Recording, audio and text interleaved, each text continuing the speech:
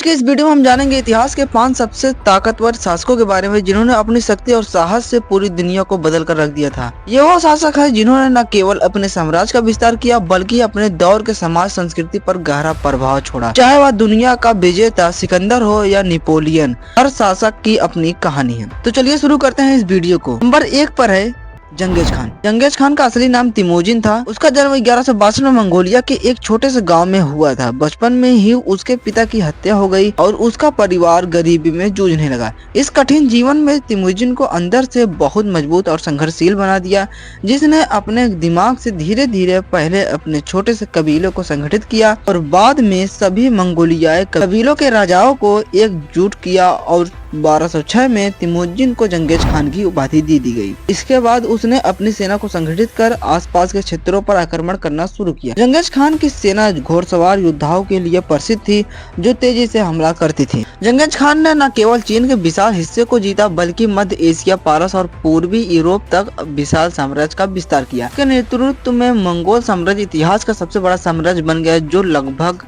23 million वर्ग kilometre में फैला हुआ था। 1227 में जंगेज खान की मृत्यु हो गई। अधिकांश इतिहासकार मानते हैं कि युद्ध अभ्यास के दौरान घायल होने के कारण उसकी मृत्यु हो गई। उसके मौत के बाद भी मंगोल साम्राज्य उसके बेटे और पोतों के नेतृत्व में फैलता फूलता रहा। नंबर 2 पर आता है सिकंदर महान, जिसे अलेक्जेंडर द ग्रेट भी कहा जाता है। सिकंदर का जन्म 1356 ईसा पूर्व में मैसिडोनिया में हुआ था। उसके पिता फिलिप द्वितीय मैसिडोनिया के राजा थे। सिकंदर को उसके पिता के मौत के बाद सिकंदर मैसिडोनिया का राजा बना। राजा बनते ही उसने अपने साम्राज्य को फैलाना शुरू किया। 1334 ईसा पूर्व में उसने फारस साम्राज्य पर आक्रमण करके उसे पराजित किया। उसके बाद उसने मिस्र पर विजय प्राप्त की, जहां उसे एक देवता के रूप में सम्मानित किया गया। सिकंदर का साम्राज्य पश्चिम में ग्रीस से लेकर पूर्व में भारत तक फैला हुआ था। उसने लगभग 30,000 किलोमीटर की दूरी तय करी थी और कई बड़े युद्ध जीते, जिनमें से सबसे प्रमुख बैटल ऑफ ईसस और बैटल ऑफ घाघा मेला है। सिकंदर एक महान योद्धा और विजेता था। 323 ईसा पूर्व में भारत हारने के बाद वह यूनान वापस जा रहा था, लेकिन बीच में ही 32 साल की उम्र में उसकी मृत्यु हो गई। उसके अचानक मृत्यु के बाद उसका विशाल साम्राज्य उसके सेनापतियों के बीच बट गया और धीरे धीरे उसका पतन हो गया। नंबर 3 पर आता है नेपोलियन। नेपोलियन का जन्म 15 अगस्त 1769 में कुर्सिका के एक द्वीप पर हुआ था। नेपोलियन एक साधारण से परिवार से था। उसने अपनी शिक्षा फ्रांस और एक सैन्य एकेडमी से ग्रेजुएशन पूरी की। जल्द ही वह एक कुशल सैन्य जनरल के रूप में उभर कर सामने आया और फ्रांसीसी क्रांति के दौरान अपनी रणनीति कुशलता के कारण प्रसिद्ध हो गया। 1799 में नेपोलियन ने तख्तापलट करके सत्ता पर कब्जा कर लिया और खुद फ्रांस का पहला काउंसिल घोषित कर दिया। 1804 में उसने ताज पहनकर फ्रांस के सम्राट नेपोलियन फर्स्ट के रूप में शासन शुरू किया।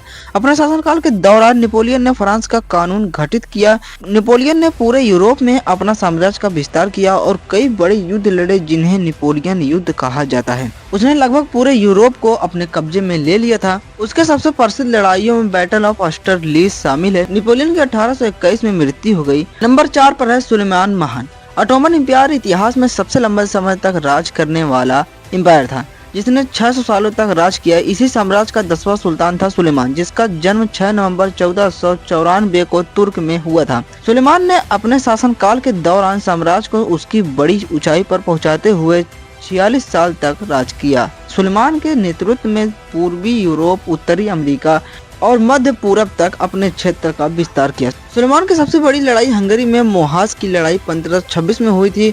उनके समय में ओटोमन एम्पायर भूमध्य सागर, लाल सागर और फारस की खाड़ी में एक प्रमुख शक्ति बन गया था। सुलेमान सिर्फ एक कुशल राजा ही नहीं बल्कि एक न्यायप्रिय शासक भी था। उसने अपने शासनकाल में बहुत से कानूनी सुधार किए। सुलेमान को कला और संस्कृति में गहरी रुचि थी। इस दौरान वास्तुकला, साहित्य कला में काफी बढ़ावा मिला।